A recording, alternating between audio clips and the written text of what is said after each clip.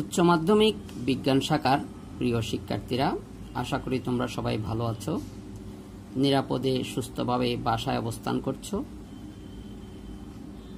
আমি গত ক্লাসে তোমাদের জীববিজ্ঞান বই থেকে অষ্টম অধ্যায়ের মানুষের চোখ নিয়ে আলোচনা করেছিলাম। আশা করি ইতিমধ্যেই তোমরা বাসায় অধ্যয়ন করেছো এবং ভালোভাবে আমার আলোচনা বুঝতে পেরেছো এবং নিজেরাও কিছুটা শিখেছো। আজকে আমি আলোচনার আগে তোমাদেরকে আমি একটি ছোট্ট ইমেজ দেখাচ্ছি, এরপরে আমি আমার আজকের বিষয়টি আলোচনা করব। প্রিয় শিক্ষার্থীরা, ইতিমধ্যেই তোমরা ইমেজটি পর্যবেক্ষণ করেছো, তোমরা কিছুটা বুঝতে পেরেছো এটি মানুষের কান। আমি আজকে মানুষের কানের গঠন নিয়ে তোমাদের সামনে আলোচনা করব। কান হলো এমন একটি বিশেষ ইন্দ্রিয় যা একাধারে শ্রবণ ও দেহের ভারসাম্য নিয়ন্ত্রণে অংশগ্রহণ করে। মানুষের কানের সংখ্যা দুটি।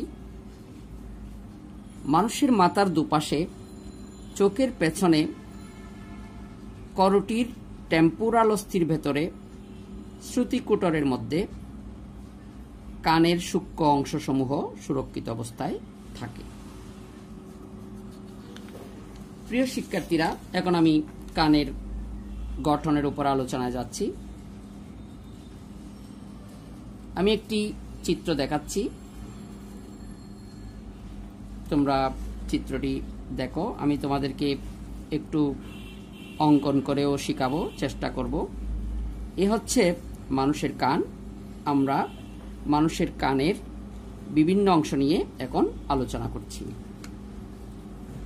মানুষের প্রতিটি কান তিনটি প্রধান অংশে বিভক্ত: বহিকর্ণ এক্সটার্নাল ইয়ার, মধ্যকর্ণ মিডল ইয়ার, অন্তকর্ণ ইন্টারনাল ইয়ার। আমি এই চিত্রের মধ্যেই তোমাদেরকে একটু দেখিয়ে দিচ্ছি। এই জায়গা থেকে এই পর্যন্ত এটি হচ্ছে বহিকর্ণ, এই জায়গাটা হলো মধ্যকর্ণ, এই জায়গাটা হলো অন্তকর্ণ। এখন আমি কানের বিভিন্ন অংশের ধারাবাহিক বর্ণনা দিয়ে যাচ্ছি। কানের বিভিন্ন অংশ আমি প্রথমেই তোমাদেরকে একটি ছক আকারে দেখাচ্ছি। কানের তিনটি অংশ একটু আগেই বলেছি: বহিকর্ণ, মধ্যকর্ণ, অন্তকর্ণ। তারপরে বহিকর্ণের আবার তিনটি অংশ: পিনা, কর্ণকুহর, কর্ণপটক বা টিম্প্যানিক পর্দা। মধ্যকর্ণের তিনটি অংশ: কর্ণাস্থি, ইউস্টেশিয়ান নালী, ছিদ্রপথ। অন্তকর্ণের দুটি অংশ: ইউট্রিকুলাস, সেকুলাস। পরবর্তীতে মধ্যকর্ণের যে কর্ণাস্থিগুলো রয়েছে তার মধ্যে তিনটি কর্ণাস্থি প্রতিটি কর্ণে: মেলিয়াস, ইনকাস, স্টেপিস। এবং মধ্যকর্ণের যে ছিদ্রপথ, দুইটি ছিদ্র রয়েছে: ফেনেস্ট্রা ওভালিস, ফেনেস্ট্রা রোটান্ডা। এখন আমি তোমাদের সামনে কানের প্রত্যেকটি অংশের ধারাবাহিক বর্ণনা দিয়ে যাচ্ছি।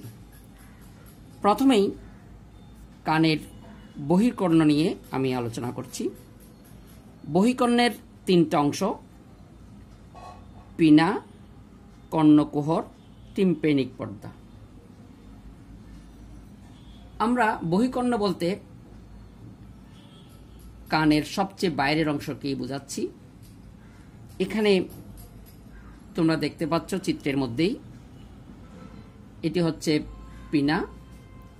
এরপরে এই ছিদ্রটি, যেটাকে আমরা কানের ছিদ্র বলি, এটাকে আমরা বলেছি কর্ণকুহর বা এক্সটার্নাল অডিটরি মিটাস। এরপরে এই কানের ছিদ্রের শেষ প্রান্তে একটি পর্দা, যাকে আমরা নাম দিয়েছি টিম্প্যানিক পর্দা। প্রথমে পিনা। মানুষের মাথার দুপাশে অবস্থিত চ্যাপ্টা ও নমনীয় অংশটির নাম পিনা। প্রচলিত অর্থে আমরা এটাকে কান হিসেবে বুঝিয়ে থাকি। এটির ত্বক, পেশি ও কোমলাস্থি দ্বারা গঠিত। এখানে কর্মক্ষম পেশিতন্তু না থাকায় মানুষ স্বাভাবিকভাবে কান নাড়াতে পারে না। পরিবেশ থেকে শব্দ তরঙ্গ সংগ্রহ করে অভ্যন্তরে প্রেরণ করাই এই পিনার কাজ। এবার দ্বিতীয় অংশ হলো কর্ণকুহর, যাকে আমরা ইংরেজিতে বলি এক্সটার্নাল অডিটরি মিটাস। পিনার কেন্দ্রস্থল থেকে টিম্প্যানিক পর্দা পর্যন্ত বিস্তৃত একটি সরু নালীপথ, যাকে আমরা নাম বলেছি কর্ণকুহর। এর বাইরের 2/3 তরুণাস্থি দিয়ে এবং 1/3 অস্থি দিয়ে গঠিত। একটি ত্বক দ্বারা এটি আবৃত এবং ত্বকে মোম গ্রন্থি ও রোমকোষ রয়েছে। এই কর্ণকুহরের মাধ্যমে গৃহীত শব্দ তরঙ্গ লম্বভাবে টিম্প্যানিক পর্দায় পৌঁছে এবং এতে বিদ্যমান মোম এবং রোম, বাইরে থেকে আগত ধুলাবালি, জীবাণু ইত্যাদিকে আটকে দেয়। এটি টিম্প্যানিক পর্দায় অনুকূল উষ্ণতা ও আর্দ্রতা বজায় রাখতে সহায়তা করে। এরপরে 3 নম্বর হলো টিম্প্যানিক পর্দা, বহিকর্ণের তৃতীয় অংশ।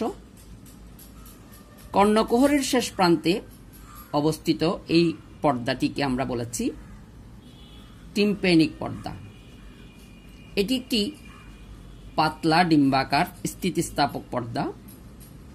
এর বাইরের দিক অবতল এবং ভিতরের দিক উত্তল। এর সাথে মধ্যকর্ণের মেলিয়াস অস্থিটি যুক্ত থাকে। কর্ণকুহরের মাধ্যমে আগত শব্দ তরঙ্গ দ্বারা টিম্প্যানিক পর্দা স্পন্দিত হয় এবং এই স্পন্দন অতঃপর মধ্যকর্ণে সঞ্চারিত হয়। এই পর্দা বহিকর্ণকে মধ্যকর্ণ থেকে পৃথক রাখে। প্রিয় শিক্ষার্থীরা, এখন মধ্যকর্ণ সম্পর্কে আলোচনা করছি। এটি বহিকর্ণ ও অন্তকর্ণের মধ্যে টিম্প্যানিক বুলায় অবস্থিত একটি প্রকোষ্ঠ। এটি ক্ষুদ্র বায়ুপূর্ণ অসম আকৃতির প্রকোষ্ঠ। মধ্যকর্ণের সাথে সম্পৃক্ত রয়েছে ইউস্টেশিয়ান নালী, কর্ণাস্থি এবং ছিদ্রপথ। প্রথমে মধ্যকর্ণের ইউস্টেশিয়ান নালী সম্পর্কে বলছি। মধ্যকর্ণের গহ্বরটি নিচের দিকে ইউস্টেশিয়ান নালী হিসেবে প্রবর্ধিত। মধ্যকর্ণের এই গহ্বরটি এই নালীর মাধ্যমে মানুষের নাসা গলবিল বা গলবিলের সাথে যুক্ত থাকে। টিম্প্যানিক পর্দার উভয় পাশে বায়ুর চাপের সমতা রক্ষা করাই এর প্রধান কাজ। ইউস্টেশিয়ান নালীর মাধ্যমে কানের বাইরে এবং ভিতরে বায়ুর চাপের সমতা বিরাজমান থাকে বলে মানুষের টিম্প্যানিক পর্দা ক্ষতিগ্রস্ত হয় না। এখন কর্ণাস্থি। মধ্যকর্ণে প্রতিটি কর্ণে 3টি অস্থি রয়েছে। পরস্পর সংলগ্ন সারিবদ্ধভাবে এই অস্থিগুলো হল মেলিয়াস, ইনকাস এবং স্টেপিস। প্রথমে মেলিয়াস।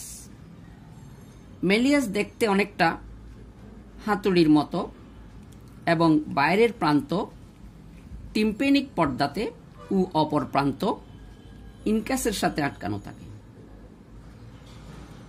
ইনকাস এটি মেলিয়াসের পরের অস্থি। এটি মেলিয়াসকে স্টেপিসের সাথে যুক্ত করে। এরপরে তৃতীয় অস্থি হচ্ছে স্টেপিস।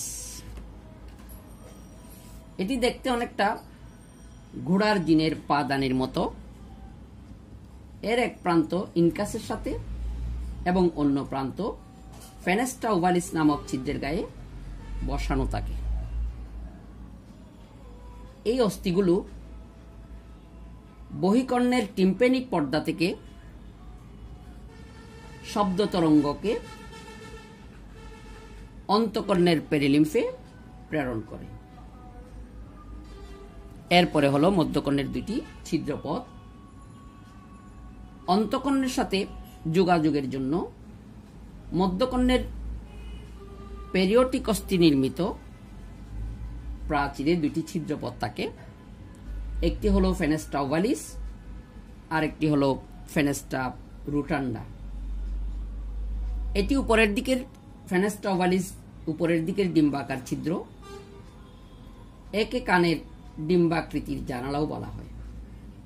এর মাধ্যমে শব্দ তরঙ্গ মধ্যকর্ণ থেকে অন্তঃকর্ণে প্রবেশ করে। এর নিচের দিকে গোলাকার আরেকটি ছিদ্রপথ, এটি কানের গোলাকৃতির জানালা বলা হয়, রাউন্ড উইন্ডো। অন্তঃকর্ণের কক্লিয়ায় শ্রবণ অনুভূতি সৃষ্টির পর অতিরিক্ত শব্দ তরঙ্গ এই ছিদ্রপথে অন্তঃকর্ণ থেকে মধ্যকর্ণে ফিরে এসে প্রশমিত হয়। প্রিয় শিক্ষার্থী, এখন অন্তঃকর্ণ সম্পর্কে আলোচনা করছি। প্রত্যেক অন্তঃকর্ণ করোটির শ্রুতিকুটর বা অডিটরি ক্যাপসুলের পেরিওটিক অস্থির অভ্যন্তরে অবস্থান করে। অন্তঃকর্ণের প্রধান অংশ হল মেমব্রেনাস লেভিরিন্থ। এই মেমব্রেনাস লেভিরিন্থ নামক একটি জটিল গঠন। এর অভ্যন্তরে এন্ডোলিম্ফ নামক তরল পদার্থ থাকে। অস্থিময় লেভিরিন্থ দ্বারা মেমব্রেনাস লেভিরিন্থ পরিবেষ্টিত থাকে। দুইটি লেভিরিন্থের মধ্যবর্তী স্থানে পেরিলিম্ফ নামক তরল পদার্থ থাকে। মেমব্রেনাস লেভিরিন্থ ভারসাম্য ও শ্রবণাঙ্গ নিয়ে গঠিত। এখন ভারসাম্য অঙ্গ, অর্গান অফ ব্যালেন্স। মানুষের ভারসাম্যের অঙ্গকে ভেস্টিবিউলার অ্যাপারেটাস বলে। এটি ইউট্রিকুলাস ও সেকুলাস নামক দুটি ছোট গহ্বর এবং তিনটি অর্ধবৃত্তাকার নালী সমন্বয়ে গঠিত। ইউট্রিকুলাস ও সেকুলাস এন্ডোলিম্ফ তরলে পূর্ণ এবং গহ্বরের ভিতরে মেকুলা নামক অঙ্গ বিদ্যমান। এগুলো ইউট্রিকুলাসের মেঝেতে অনুভূমিকভাবে এবং সেকুলাসের প্রাচীরে উলম্বভাবে অবস্থান করে। মেকুলায় সংবেদী রোমকোষ থাকে এবং এসব কোষের রোমগুলো অঠুলিত অর্থাৎ ক্যালসিয়াম কার্বনেট কণিকা সমৃদ্ধ। অর্ধবৃত্তাকার নালীগুলো ইউট্রিকুলাস থেকে বিকশিত হয়, আবার ইউট্রিকুলাসেই উন্মুক্ত হয়। দুইটি নালী উলম্বভাবে এবং একটি আনুভূমিকভাবে অবস্থান করে। নালীগুলো পরস্পরের সমকোণে অবস্থান করে এবং এক একটি নালী ঘূর্ণনের এক একটি অক্ষ নির্দেশ করে। নালীগুলো এন্ডোলিম্ফ পূর্ণ এবং প্রতিটির একটি প্রান্ত স্ফীত হয়ে অ্যাম্পুলায় পরিণত হয়। অ্যাম্পুলায় সংবেদী রোমকোষ বিদ্যমান। রোমকোষগুলো কপুলা নামক জিলাটিন পর্দায় গভীরভাবে প্রথিত এবং এই রোমগুলো এন্ডোলিম্ফে প্রক্ষিপ্ত অবস্থায় থাকে। ইউট্রিকুলাস ও সেকুলাস এবং অর্ধবৃত্তাকার নালীগুলো সম্মিলিতভাবে দেহের ভারসাম্য বজায় রাখে। এখন শ্রবণাঙ্গ, অর্গান অফ হিয়ারিং। মানুষের শ্রবণের সাথে সংশ্লিষ্ট অঙ্গকে কক্লিয়া বলে। স্যাকুলাসের অঙ্কীয় দেশ থেকে বের হওয়া এই অঙ্গটি শামুকের খোলকের মতো পেঁচানো। ককলিয়া দুইটি পর্দা দিয়ে তিনটি সমান্তরাল অনুদৈর্ঘ্য প্রকোষ্ঠে বিভক্ত। উপরের পেরিলিম্ফে পূর্ণ স্কালা ভেস্টিবুলি, মাঝে এন্ডোলিম্ফে পূর্ণ স্কালা মিডিয়া এবং নিচে পেরিলিম্ফে পূর্ণ স্কালা টিম্পেনি। স্কালা মিডিয়ার উপরে রেসনারের ঝিল্লি এবং নিচে বেসিলার ঝিল্লিতে আবদ্ধ। বেসিলার ঝিল্লির উপরের কিছু এপিথেলিয়াল কোষ রূপান্তরিত হয়ে সংবেদী অর্গান অফ কটি গঠন করে। একেবারে শীর্ষে ককলিয়ার ঊর্ধ্ব ও নিম্ন প্রকোষ্ঠ একটি সরু নলাকার অংশের সাহায্যে পরস্পর যুক্ত। এর নাম হেলিকোট্রেমা। এই ককলিয়া শ্রবণ উদ্দীপনা গ্রহণ এবং তা স্নায়ুর মাধ্যমে মস্তিষ্কে প্রেরণ করে। প্রিয় শিক্ষার্থী, আমি এতক্ষণ তোমাদের সামনে মানুষের কানের গঠন আলোচনা করেছি। বহিকর্ণ, মধ্যকর্ণ এবং অন্তকর্ণ প্রত্যেকটি অংশের আলাদাভাবে বর্ণনাও দিয়েছি। আশা করি তোমরা আমার এই আলোচনা বুঝতে পেরেছ। আমি এখন তোমাদের সামনে এই চিত্রটি খুবই দ্রুত সময়ের মধ্যে কিভাবে একটু আঁকতে হয় তা একটু দেখাচ্ছি। তোমরা চেষ্টা করলে আমার সাথে এই চিত্রটি তুমি আঁকতে পারবে।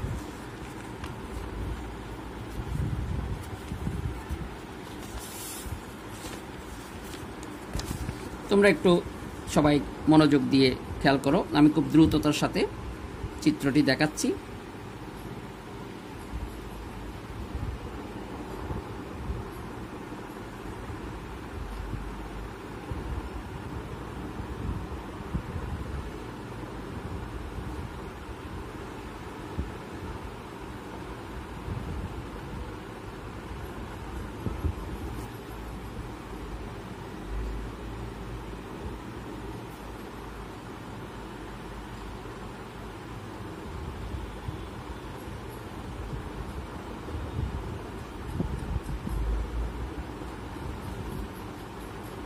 তোমরা একটু মনোযোগ দিয়ে দেখো আমি চিত্রটা কিভাবে দেখাচ্ছি।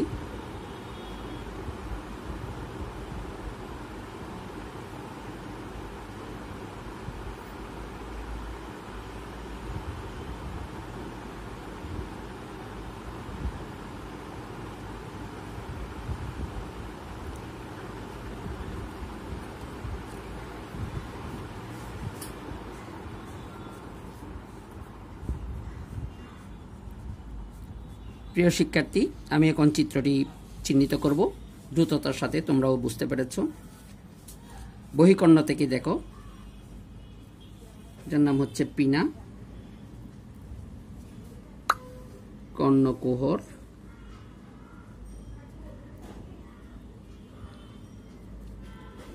এটা হচ্ছে টিম্পেনিক পর্দা,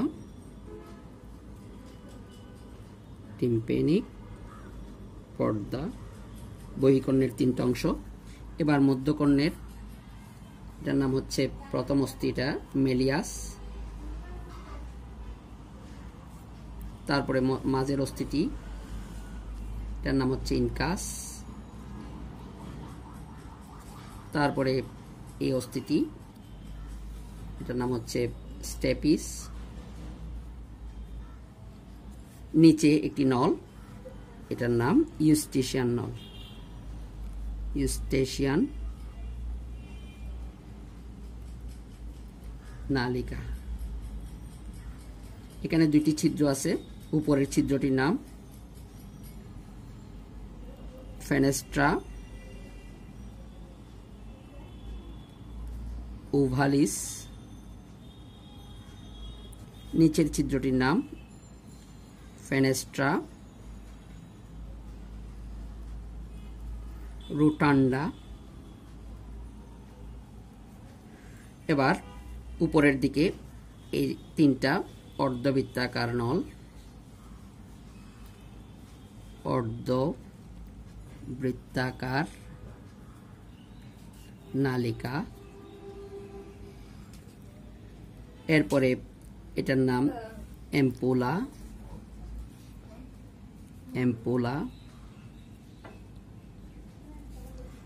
এরপরে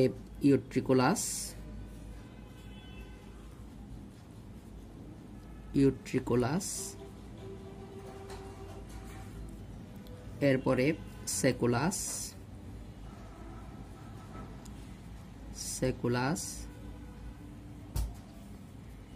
পেঁচানো নলটির নাম ককলিয়া।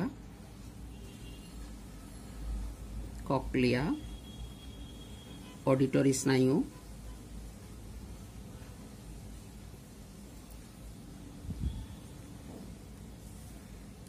এ হচ্ছে কানের অন্তর্গঠন। চিত্র মানুষের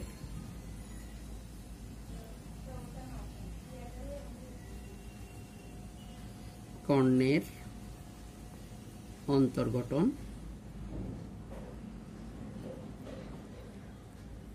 প্রিয় শিক্ষার্থী, আমি তোমাদেরকে খুবই দ্রুততার সাথে চিত্রটি শেখানোর চেষ্টা করেছি। তোমরাও চেষ্টা করলে অনেক ভালো চিত্র আঁকতে পারবে। আমি আজকে তোমাদের সামনে কানের গঠনের উপরে বিস্তারিত আলোচনা করলাম। আশা করি তোমরা সবাই আমার এই আলোচনাটি ভালোভাবে পর্যবেক্ষণ করেছো। এই আলোচনাটাকে সামনে নিয়ে তোমরা তোমাদের বাসায় যেই সহায়ক বই আছে সেই বইয়ের সহায়তা নিয়ে আরও ভালোভাবে যদি বাসায় একটু অনুশীলন করো, তুমি আরও অনেক ভালো শিখতে পারবে। আগামী ক্লাসে পরবর্তী আলোচনা দেখার আমন্ত্রণ জানিয়ে তোমাদের সুস্বাস্থ্য কামনা করে আজকের মতো এখানেই সমাপ্ত ঘোষণা করলাম। সবাইকে ধন্যবাদ।